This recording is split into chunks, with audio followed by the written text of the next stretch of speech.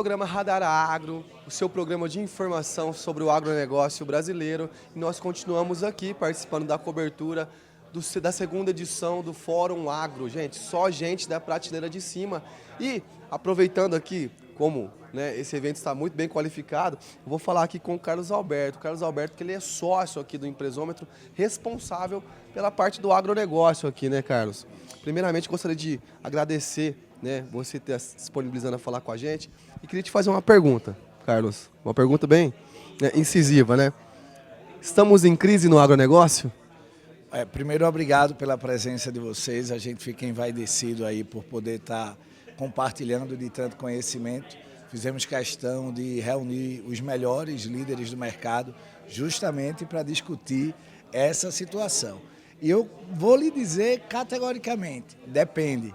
Porque enquanto uns choram, outros estão vendendo lenço. E quando você identifica as percepções distintas, que tem a ver se está antes da porteira, dentro da porteira, depois da porteira e até mesmo da região onde está localizado, essa é uma situação que precisa ser identificada individualmente. Mas o agro passa por um momento muito difícil, que ele é uma conjuntura de diversos fatores, mas principalmente diante do que a gente vem ouvindo, um pouco de desconhecimento, talvez, descontrole, uma desorganização financeira por parte dos produtores que viveram aí nos últimos anos um momento muito favorável, mas que agora não se repete aí com toda a situação que vem acontecendo.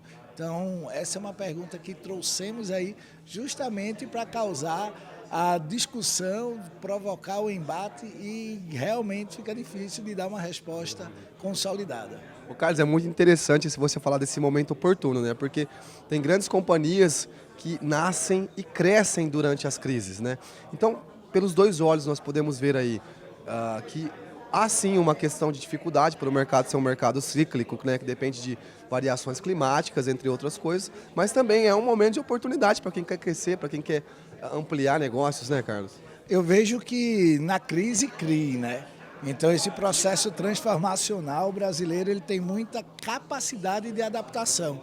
E o agro, por conta de toda essa potência que ele é para dentro da nossa economia, eu não tenho dúvidas de que essa fase é apenas uma fase momentânea e ela será superada. Agora, de todo momento difícil devemos tirar um aprendizado. E eu vejo que este momento cabe muita reflexão por parte de todos os entes desta cadeia, justamente para que quando essa fase estiver superada, não voltemos a ter aí uma retrospectiva do que está acontecendo agora. É lógico, quando a gente se fala em crise, naturalmente a gente fica com aquele medo, aquele friozinho na barriga, né? Mas por outro lado a gente vê mercados crescendo e batendo recordes, o mercado da carne, por exemplo, né, brasileiro, batendo recorde de exportação, né? Então, realmente é um momento de reflexão, né, Carlos? É um momento de analisar, né, olhar para onde o vento está soprando, realinhar as velas e tomar o prumo aí do sucesso, que com certeza ele é promissor e ele existe. É só trabalhar insistentemente. A gente estava agora aí no debate com o pessoal da Agroland, né, eles cresceram no momento de crise ali, pandêmico, e naturalmente essas oportunidades elas surgem para aqueles que têm uma melhor capacidade adaptativa e não ficam congelados diante do temor, do frio da barriga que todo momento de crise traz, né? Isso naturalmente acontece. E, Carlos, na sua opinião, o que o produtor precisa fazer, o que a indústria precisa fazer para não precisar passar por susto dentro toda essa atmosfera cíclica do mercado do agronegócio? Você acha que o feijão com arroz ali, o básico, é uma coisa que é necessária ser feita para não precisar passar aperto nesses momentos? Eu vejo que o produtor ele tem um momento muito oportuno de se profissionalizar, de olhar para a fazenda, para a unidade produtora, não apenas como uma produção, mas uma empresa. Essas questões que hoje nós temos financeiras muito alavancadas na pessoa física, já olhando para a reforma tributária, que vai ser um dos painéis que a gente vai tratar, elas precisam ser transformacionais para uma pessoa jurídica. Eu vejo que quando você tira aquela coisa característica de uma pessoa física e coloca numa pessoa jurídica, você traz um quê de profissionalização maior, né? Então não valorar o seu negócio apenas por quantidade de sacas de soja, mas de efetivamente o quanto de dinheiro aquilo movimenta, porque se no momento você compra uma máquina por 1.800.000 ela equivale a, exemplo, 200 sacas de soja e amanhã a saca ela diminui e você vai ter que entregar mais. Então, isso tem um valor, então negociarmos em valores e trazermos uma profissionalização para os produtores, eu vejo que é uma grande oportunidade. E aí, naturalmente, a indústria ela vai se sentir mais segura de escoar a sua produção, de absorver essa produção, porque realmente a gente percebe essa necessidade primária aí, o feijão com arroz, como você bem colocou. Ô Carlos, e tem uma outra questão aí, como você falou de profissionalização, né? Essa profissionalização ela passa por onde? Ela passa por aliança, parceiros em consultoria, a aquisição de conhecimento, né? O que você vê que engloba essa profissionalização do setor para que não passemos aí esses momentos difíceis?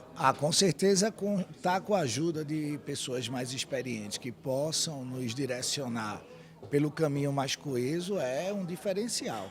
A educação sempre, né? Então, a gente até fala, né? Lifelong learning, continuar aprendendo sempre. Então, talvez seja a hora de não se olhar apenas para o plantio e para o cultivo, mas de olhar também para os números, gestão, indicadores, coisas que naturalmente vão direcionar e facilitar. A gente percebe hoje que uma grande dificuldade dos agricultores obterem créditos no mercado diz principalmente por não haver um balanço, por não haver um balanço auditável, né, de acordo com as regras da CVM. Então, se ele quer buscar mercado, ele precisa se adequar às exigências que esse mercado impõe. Então, com certeza, contar com a ajuda de consultores e de também buscar esse braço educacional vai facilitar essa chegada. Carlos, é engraçado, né, quando você fala nesse sentido. Há um tempo atrás, muito se falou sobre fluxo de caixa, né? Fluxo de caixa, precisamos olhar o fluxo de caixa, né? É importante olhar o fluxo de caixa, mas sempre foi importante olhar o fluxo de caixa, né? Eu queria entender quando não foi importante olhar para o fluxo de caixa, né? Então, acho que falta esse tino aí do produtor, entre outras empresas dentro do ciclo, para poder ter essa assimilação de informação, né? Para poder ter uma melhor tomada de decisão, né?